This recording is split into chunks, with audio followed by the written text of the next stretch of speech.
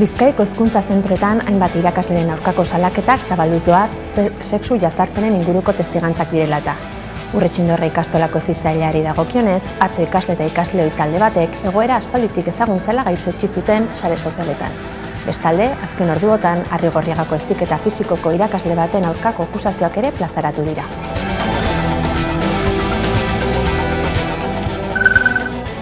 Eguerdion guztioi.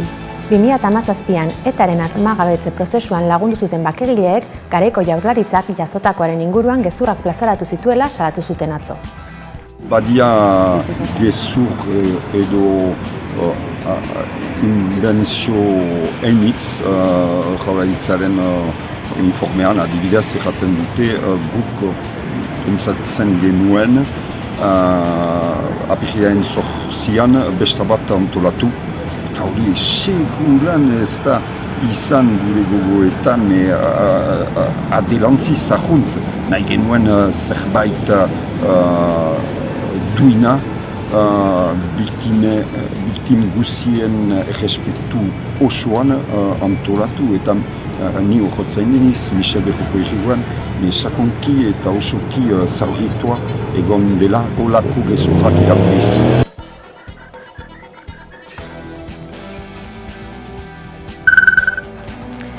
Nafarroan, BSH enpresak eskirozeko lantegia itxiko duela iragarri du. Ohar baten bidez eman bezagutzera erabakia Alemaniako konpainiak eta honek 655 langile kaleratzea suposatuko luke. Itxiera 2025ko ekainerako aurreikusi du BSHek.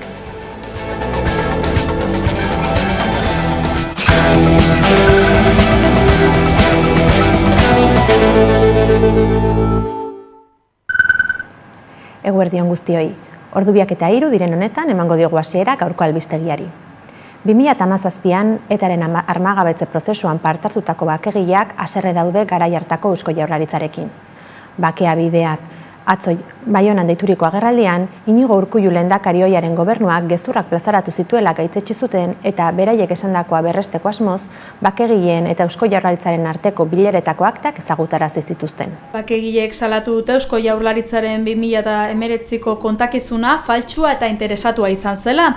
Noel Etxeberritxek Baionan egindako agerraldian adierazi duenez, ETAren armagabetzearen eta desegitearen inguruan Eusko Jaurlaritzak 2019ko urrian argitaratu zuen txostenak egia historikoari errespetu gutxi dio. Txosten argitaratu eta 5 urtera kontakizun propioa egin dute bakegileek 2017ko urtarrilaren eta apirilaren artean gertatu zenari buruz egia agerrarazteko. Bakegileen arabera dokumentuak bakegileen asmoei buruzko gezur onartezinak biltzen ditu eta puntu askotan errealitatearen kontrako kontakizun eskaintzen du hain gai minbera bati buruz. Bakegileen hitzetan Eusko Jaurlaritzak ez zuen inoiz haiengan konfiantzarik izan eta ez zuen sinetsi bakegileek Frantziako agintariekin goi mailako elkarrizketak izaten ari zirenik. Halaber, bakegileen lana aitortu nahi ez izana ere leporatu diote. 2019ko balorazio txostenean bakegileek salatu dutenez, Jaurlaritzak izan ez zuen rol bat aitortu zion bere buruari eta horrez gain bakegileen asmoei buruz gezur onartezinak idatzi zituen. Era berean, bakegileentzat bereziki mingarriak izan ziren Michel Berroko Irigoyen zenaren inguruan egindako adierazpenak. Etxeberrik eta Berroko Irigoyenek agiria plazaratu zuten orduan Eusko Jaurlaritzaren bertsioarekin guztiz kontra zeudela adierazteko. Aldi berean, jakinarazi zuten garai egokia iristean, bi aldeen artean bilkuren xehetasunak argitara emango zituztela. Aurten Lusoko operazioan parte hartu zuten bakegilei buruzko auzia izan da Parisen eta armagabetze garaian karguan zeuden Frantziako agintari batzuek lekuko gisa deklaratu dute. Bestalde, beste agintari batzuek prentsan egindako adierazpenek bakegileen rolaren aitortza berretsi dute eta adierazi dute elkarlanean jardun zutela agintariekin konfiantza harreman bat izanik. Hori dela eta Noel Etxeberrik eta Michel Berroko Irigoyenek 2019an ezin izan zituzten elementuak orain argitara eman dituzte beren bertsioa eskainiz. Bakegileek iragarri dute dokumentuak artxibatzeko asmoa dutela, Lazkaoko Beneditarren Fundazioan, Lapurdiko Artxibategian, Gogora Institutuan, Lois Joinet Institutuko Artxibategian eta Olaso Dorrea Fundazioan. Dokumentuek bakearen eta armagabetze prozesuaren historia eta egia ezagutarazteko garrantzi handia izango dute.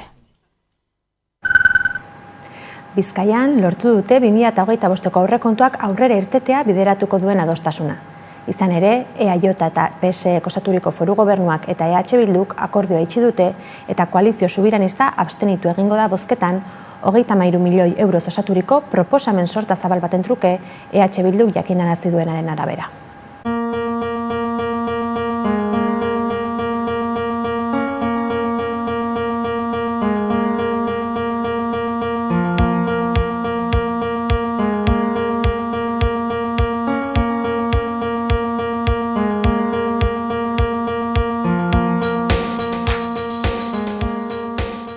Gobernuak EH Bildu eskaini diona izan da orduko erreferentzia ekonomikoren erdia. Beraz, Bizkaian ontzat joden erreferentzia hori, aurrekontuaren 1,6 inguruko erreferentzia ekonomiko hori, Eusko Jaurlaritzak ez du ontza jo, eta oso behetik kokatu da, erdira ere ez da iritsi. Ustez horrek demostratzen du, gobernu honek, Eusko Jaurlaritza honek ez duela borondatea real bat izan, EH Bildurekin akordio batea iristeko kasu honetan.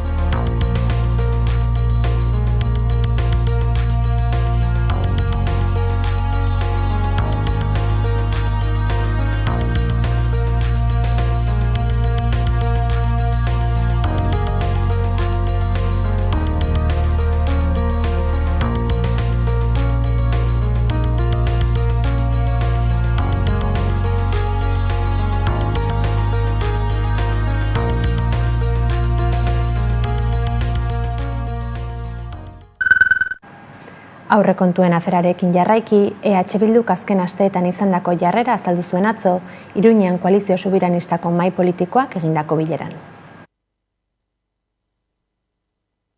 Aurrekontuen inguruan azken asteetan planteatu duen jarrera eta balantze politikoa egin du gaur ospatu duen mahai politikoan.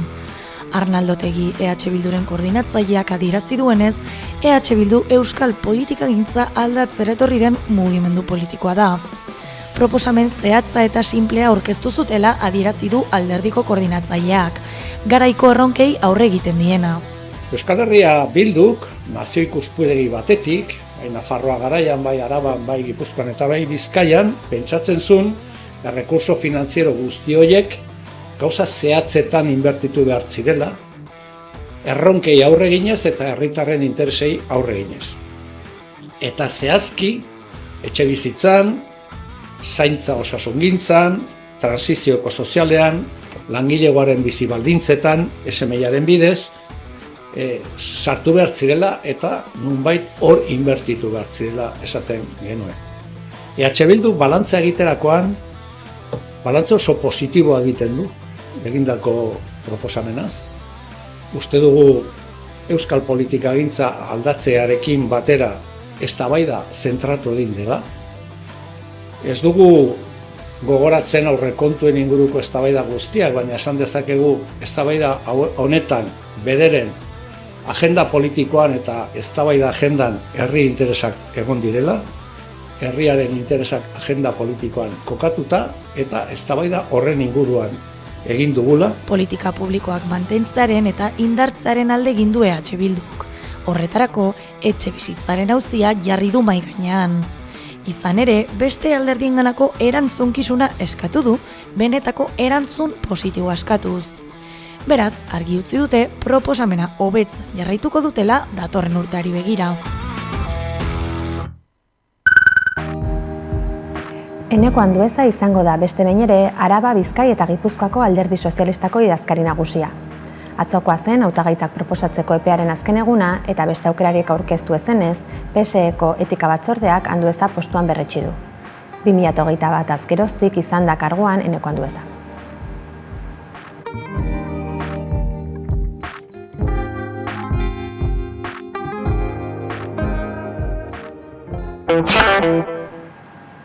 Bilboko Urretxindorra ikastolako irakasle baten aurka hainbat sexu jazarpen akusazio plazaratu dira sare sozialetan.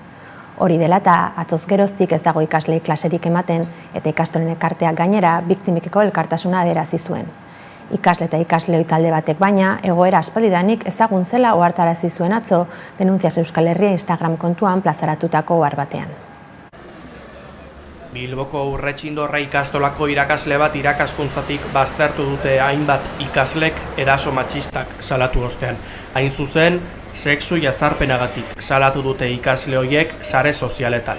Ikastolen elkarteak hartu du erabakia eta ohar bidez jakinarazi du emakumeen aurkako eraso eta jazarpenaren aurrean irmotasuna eta konpromisoa berresten dituela eta era berean laguntza eskaini die biktimei.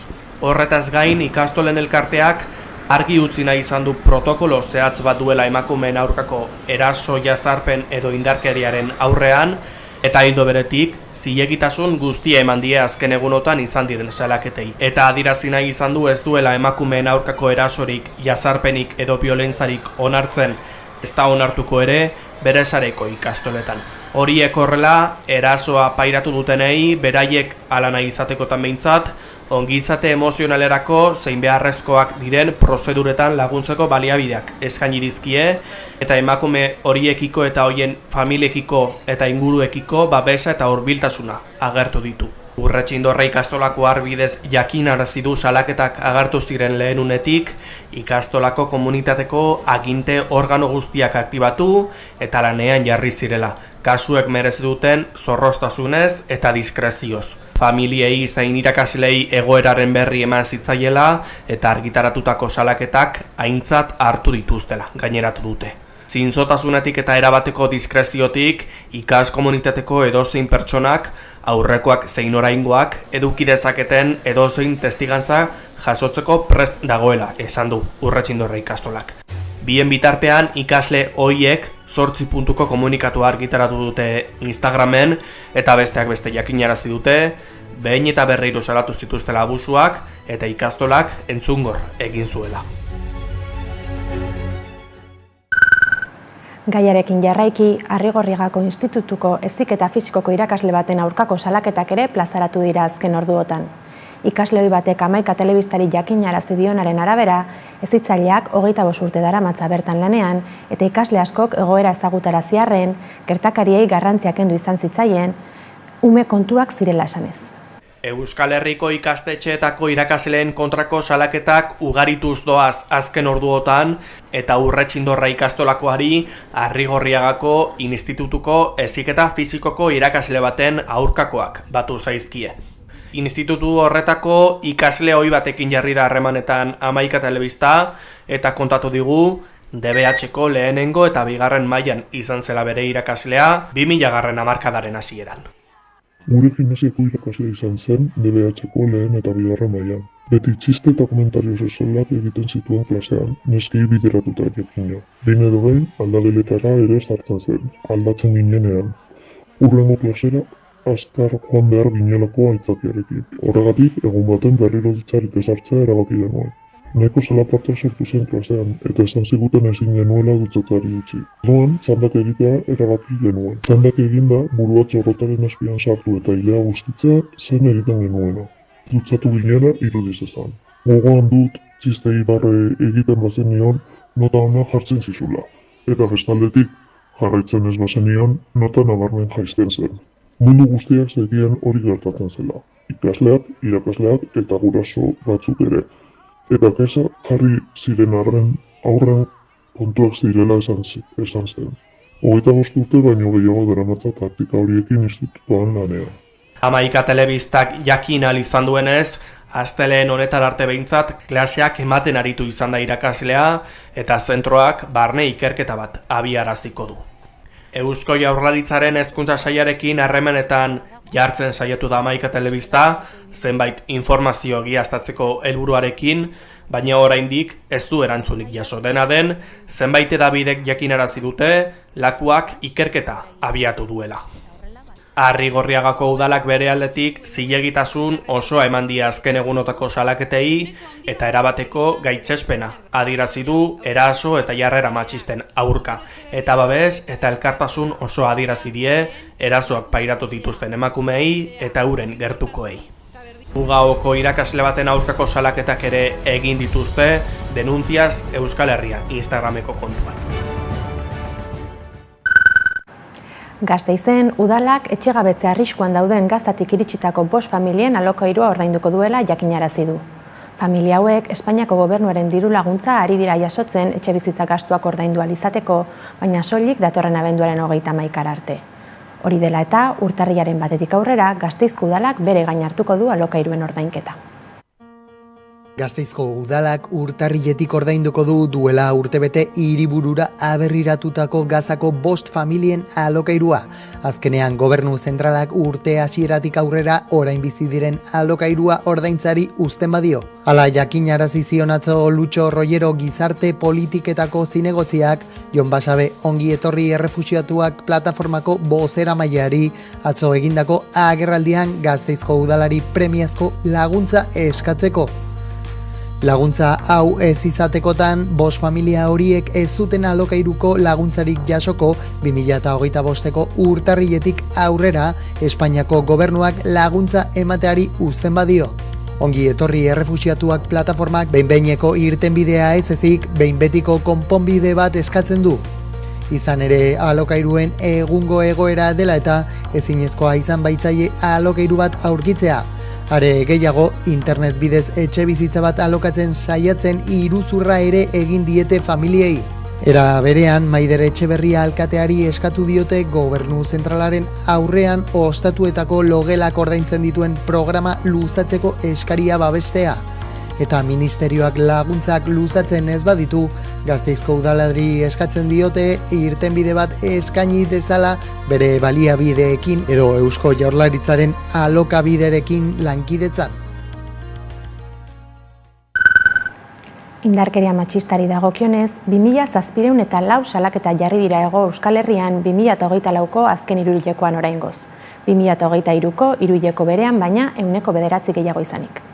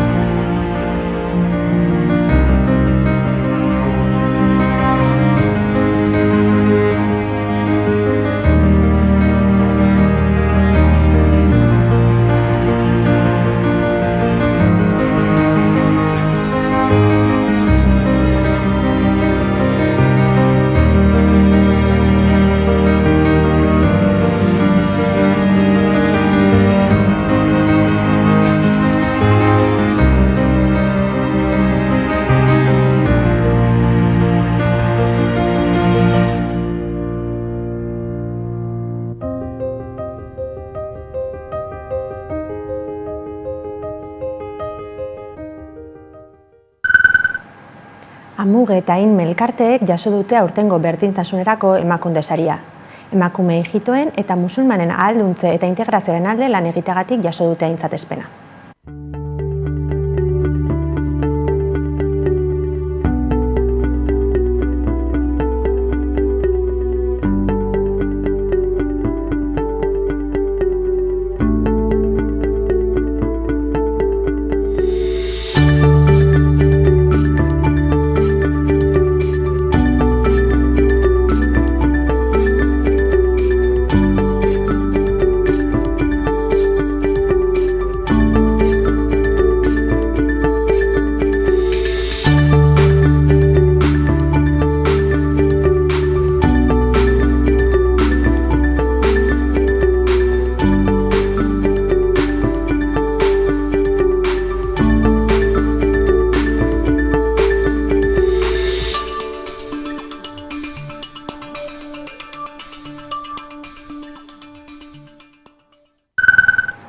Bizkaian aldundiaren zaintzapean zeuden 34 adingabekok sexu askatasunaren aurkako delituak salatu zituzten 2017 eta 2022 bitartean.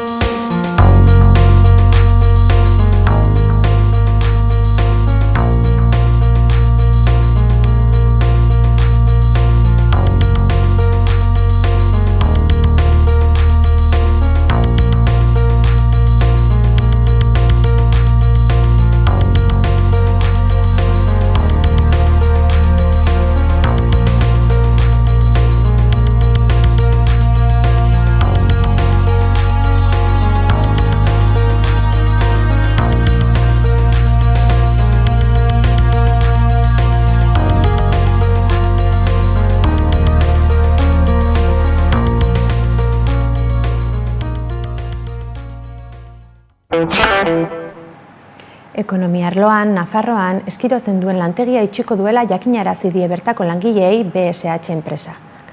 Honek, 655 pertsona kaleratzea suposatuko luke. BSH enpresako zuzendaritzak iragarri du Eskirozko lantegia itxiko duela eta baliteke 655 langile kalean uztea. Alemaniako zuzendaritzak eman du albistea ohar baten bidez, 2025ko ekainean lantokia ixteko asmoa duela. Eskirozko lantokiak lehiakortasunik ez duela argudiatu du zuzendaritzak. Itxieraren mehatxua lantokiak buru gainean zuen pasaden urtetik ona, baina sorpresaz harrapatu ditu langileak. 2015 urtetik onat, 150% jeitsi da produkzioa. BSHek Turkian eta Polonian dituen lantegietara bideratu dituelako bere produkzioaren zatirik handiena. Aurtengo martxoan, egoera konpontzeko plan bat eskatu zuten. Horretarako, alderdi politikoekin eta Nafarroko gobernuarekin bildu ziren, eta ekainean parlamentuan ere izan ziren. Eskirozko plantan nagusiki hozkailuak eta ontzi garbigailuak ekoizten dituzte. Bero ponpak egiteko atal bat ere badute. Enpresa batzordeak aitortu du albistea oso kolpe gogorra izan dela, eta gogoratu du lantaldearen batez besteko adina 50 urtekoa dela. Izan ere, duela gutxi sinatu zuten azkenengo lan-hitzarmena. Ela sindikatua BSH Eskiroz ixtearen aurka agertu da, eta enplegua bermatzeko industria plan bat eskatu die enpresari eta foru gobernuari. Elak salatu du multinazionalak 700 pertsona langabezian utzi nahi dituela 2023an 60 milioko irabaziak izan dituen arren. Nafarroko gobernua ustekabean harrapatu du ere multinazionalaren iragarpenak, Maria Txibite lehendakariak adierazi duenez. 6 hilabeteko kontsultaldia ireki dutela jakinarazi diete hala. BSHren manerak ez zaizkio gustatu presidenteari. Hortaz, argi utzi dute haiekin kontaktuan jarriko direla, beti ere langileak izango direla haien lehentasuna.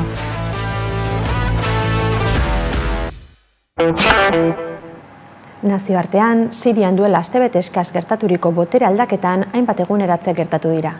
Alde batetik, Bashar al-Assad presidente ohiak eskutitza kaleratu du, aldez aurretik herrialdetik alde egitea aurreikusi ez duela baieztatzeko. Bestalde, Europar Batasunak ordezkari bat bidali du Siriara, trantsizioa bide zuzenetik doala ziurtatzeko.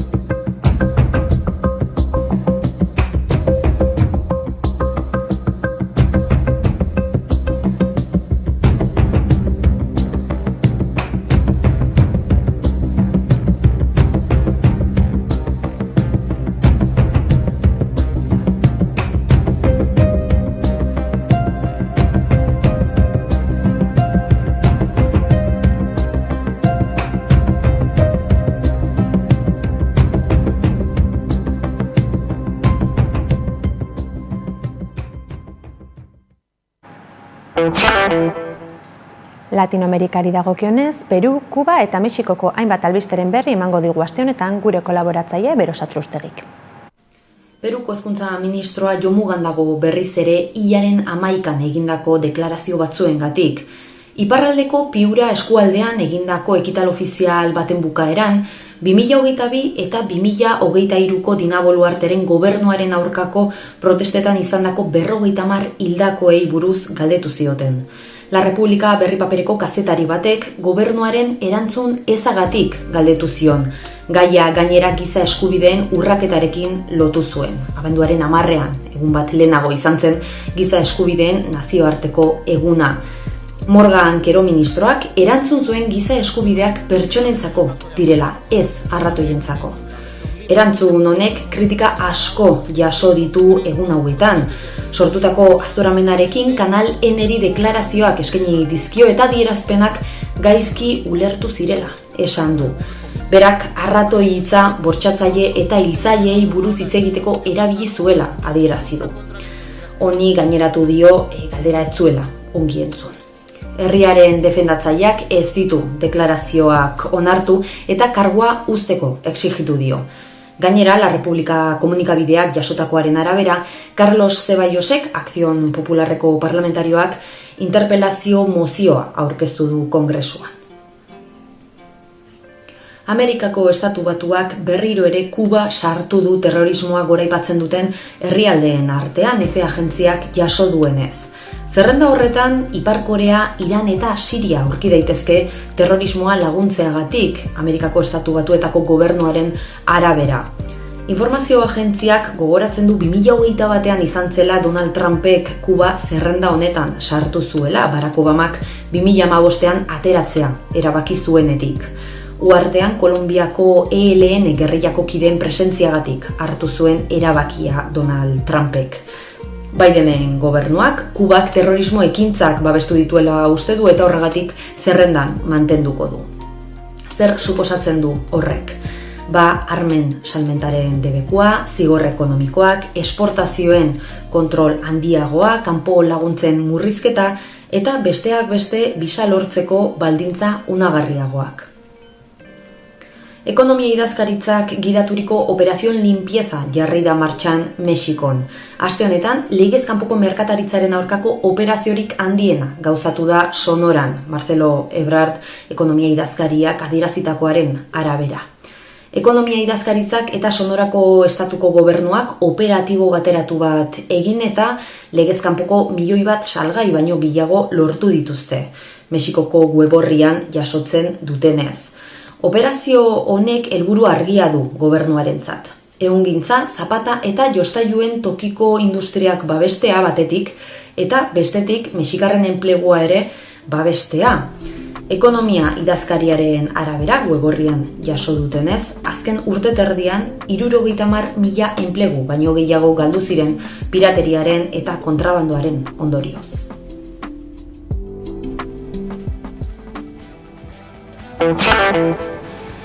Gure aldetik, besterik ez gaurkoz. Gogoratu 11aren webgunea eta sare sozialak eskuragai dituzuela informazioa zabaldu nahi izan ezkero. Mila eskertzen arretagatik, ondo izan eta bihar arte.